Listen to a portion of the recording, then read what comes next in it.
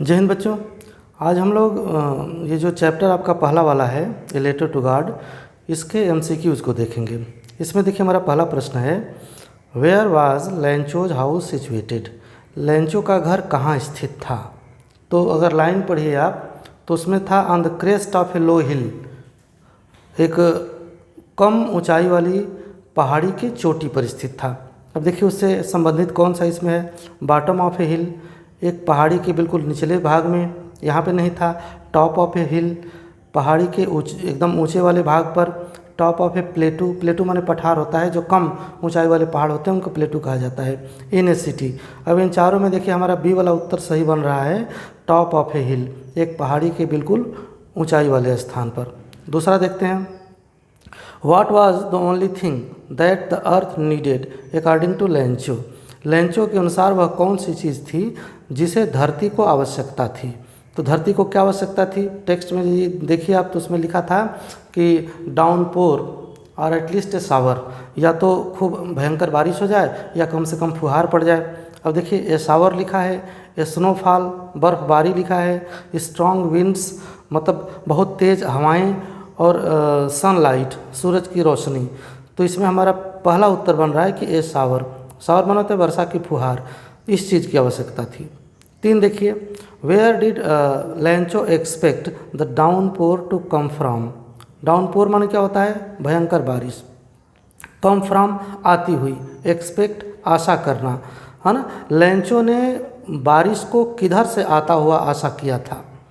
तो नॉर्थ उत्तर दिशा में, north east, north west, south east. तो देखिए नॉर्थ ईस्ट में लिखा था ना किताब में कि नॉर्थ ईस्ट से बादलों के बड़े बड़े पहाड़ आते हुए दिखाई दे रहे थे, तो इसका सही उत्तर है बी। चौथा देखिए, what did Lencho compare the large rain drops with. बड़ी बड़ी बारिश की बूंदों की तुलना लेंचो ने किस चीज़ से की है? तो सिल्वर कॉइन्स चांदी के सिक्कों से, पर्ल्स मोतियों से, डायमंड्स हीरों से, न्यू कॉइन्स नए नए सिक्कों से। तो बताइए इसका डी वाला उत्तर सही होगा, नए नए सिक्कों से। टेक्स्ट में सब कुछ है, ध्यान से पढ़ लेना, टेक्स्ट पढ़ाया गया है। 5 देखिए, which crop was growing in Lencho's fields. Lencho के खेत में कौन सी फसल उगी हुई थी? तो पहला बता रहा है कॉर्न मक्के की फसल, बरले जौ की फसल, राइस धान की फसल, नन ऑफ द अबव इसमें से कोई नहीं। तो हमको पता है ना कॉर्न उसमें सबसे ज़्यादा, माने लेंचो के खेत में कॉर्न था, जो मक्के की फसल थी वह थी। 6 नंबर देखिए, what destroyed Lencho's field. Lencho के खेतों को यानी फसल को क्या बर्बाद कर दिया था? हैवी रेनफॉल भारी बारिश ने, हेल स्टॉर्म ओलों ने, लैंडस्लाइड, लैंडस्लाइड होता है जिसमें ज़मीन की मिट्टी बड़ी बड़ी मतलब ज़मीन के टुकड़े खिसकने लगते हैं, पहाड़ों में ऐसा होता है, और फ्लड बाढ़। तो बताइए इसमें से भी हमारा उत्तर सही है, हेल स्टॉर्म ने बर्बाद किया था। 7वां देखिए, the field looked as if it were covered in. अब क्या बता रहा है? द फील्ड माने जो खेत था, लुक्ड दिखाई देता था, एज इफ़ मानो कि, इट वर कवर्ड इसको ढक दिया गया हो, इन ओले पड़ने के बाद ऐसा लगता था कि खेतों को ढक दिया गया हो। साल्ट नमक से, लोकस्ट्स टिड्डियों से, शुगर चीनी से, आइस बर्फ से। तो पहला उत्तर हमारा होगा साल्ट। उसमें दिया है ना कि मानो कि पूरे खेत को नमक से ढक दिया गया हो। 8वां देखिए, Lencho compared the quantum of damage with. मतलब जो उसने डैमेज मतलब जो क्षति हुई थी उसकी मात्रा को लेंचो ने कंपेयर किया है। अपने क्षति को लेंचो ने किस चीज़ से कंपेयर किया है? अटैक बाय रैट्स चूहों के आक्रमण के द्वारा, अटैक बाय क्रोज कौवों के आक्रमण के द्वारा, प्लेग ऑफ लोकस्ट्स टिड्डियों के दल के आक्रमण के समूह के द्वारा, नन ऑफ द अबव इनमें से कोई नहीं। तो पता है ना लिखा था a plague of locust would have left more than this. ठीक है, टिड्डियों का दल भी अगर खाया होता तो कुछ बच गया होता। तो हमारा उत्तर सी सही है। 9 देखिए, what was the only hope left in the hearts of the Lencho's family. Lencho के परिवार के लोगों के दिलों में कौन सी एकमात्र आशा बची हुई थी? तो आपको पता ही है, देखिए कंपनसेशन फ्रॉम गवर्नमेंट, सरकार के द्वारा क्षतिपूर्ति दी जाती, तो सरकार वगैरह का कोई जिक्र ही नहीं है उसमें। तो help from the farmers association, ये जो किसानों का समूह था ना, संगठन था, उसके द्वारा मदद दी जाने की बात, तो यह भी नहीं है। अगला देखिए, हेल्प फ्रॉम गॉड, ईश्वर के द्वारा जो मदद की जानी थी वह है। There was no hope left, उनके दिल में कोई आशा नहीं बची हुई थी। तो हमको पता है अगर कुछ आशा बची थी तो वो थी भगवान के द्वारा मिलने वाली मदद, यानी 9वां का सी सही है। 10 देखिए, how did Lencho decide to contact his last resort, क्या बता रहा है, लैंचो ने अंतिम सहारा से संपर्क करने का निर्णय कैसे लिया। लैंचो का अंतिम सहारा क्या था भाई, रिजॉर्ट माने सहारा होता है, डिसाइड निर्णय करना, कांटेक्ट संपर्क करना, मिलना। तो लैंचो ने अपने अंतिम सहारा से, अंतिम सहारा ईश्वर थे, तो देखिए ईश्वर से मिलने का उसने कैसे निर्णय लिया, तो बता रहा है बाय विजिटिंग देम पर्सनली, उनसे व्यक्तिगत रूप से मिल करके। तो भगवान से व्यक्तिगत रूप से तो मिला नहीं था, थ्रू अ लेटर, एक पत्र के द्वारा, थ्रू ईमेल, अब बताओ ईमेल उस समय चलता था, खाली घीमेल चलता था, थ्रू फैक्स के द्वारा। तो हमारा उत्तर बी सही होगा 10वां का, थ्रू अ लेटर, एक पत्र के माध्यम से। अब ऐसे हमारे चैप्टर की टाइटल भी तो है लेटर टू गॉड, तो आप ऐसे समझ जाएंगे।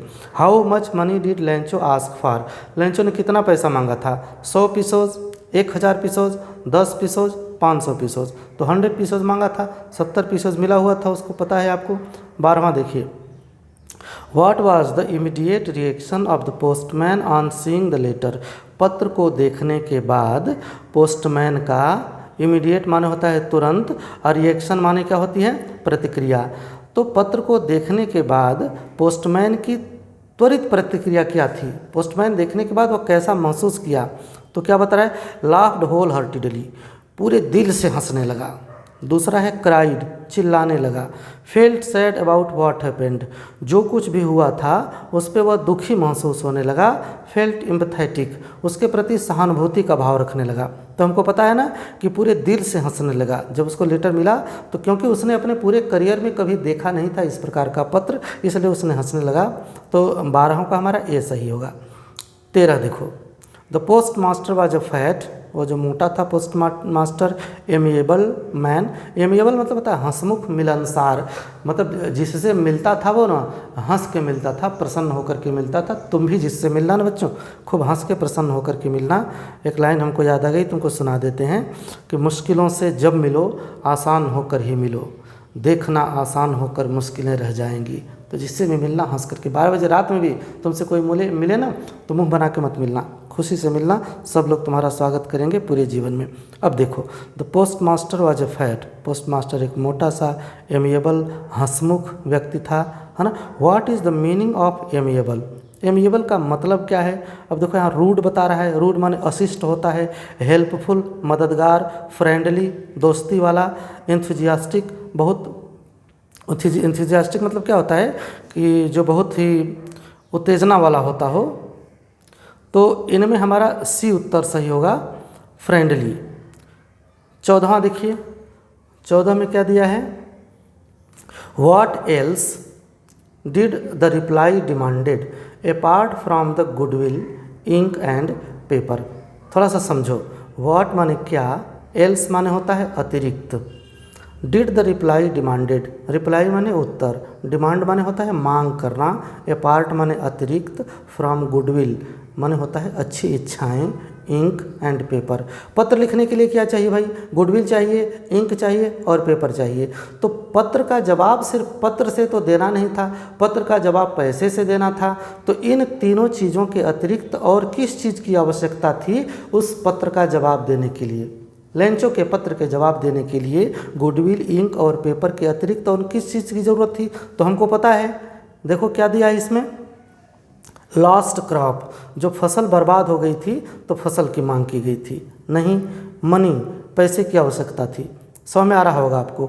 गॉड्स सिग्नेचर, भगवान का सिग्नेचर, तो भगवान की सिग्नेचर से क्या मिलने वाला था, न्यू सीड्स, नए बीज। तो इसमें हमारा बी उत्तर सही है कि इन तीनों चीज़ों के अतिरिक्त उसमें पैसे की मांग की गई है, उसमें चैप्टर में स्पष्ट रूप से दिया है। 5वां देखो, 15वां लास्ट वाला, what did Lencho think of the post office employees. Post office के जो एम्प्लॉई थे, नौकरी करने वाले थे, उनके बारे में लेंचो ने क्या सोचा, लेंचो का क्या विचार था। तो बंच ऑफ क्रूक्स थे, दुष्टों का समूह था। रूड, बहुत अशिष्ट थे, बेसहुर टाइप के थे। अनहेल्पफुल, मदद करने वाले वो नहीं थे। प्राउड, वो गर्व वाले घमंडी लोग थे। तो हमको पता है ना कि लास्ट वाली लाइन यही लिखी गई है कि भगवान हमारे पैसे को भेज दीजिएगा जो बाकी बचा हुआ है, और डाक के माध्यम से मत भेजना। लिखा है because the post office employees are the bunch of crooks, क्योंकि जो पोस्ट ऑफिस में काम करने वाले हैं ना, ये दुष्टों का समूह है। देखो थोड़ी वीडियो हो गई है आपकी 10-12 मिनट की, लेकिन इसकी चिंता मत करना, पढ़ना एक बार पढ़ लेंगे आप ना तो पूरी तरह से ये MCQ याद हो जाएगा। और आप खूब पढ़िए, मेहनत करते रहिए। फिर अगले वीडियो में भेंट होगी। धन्यवाद।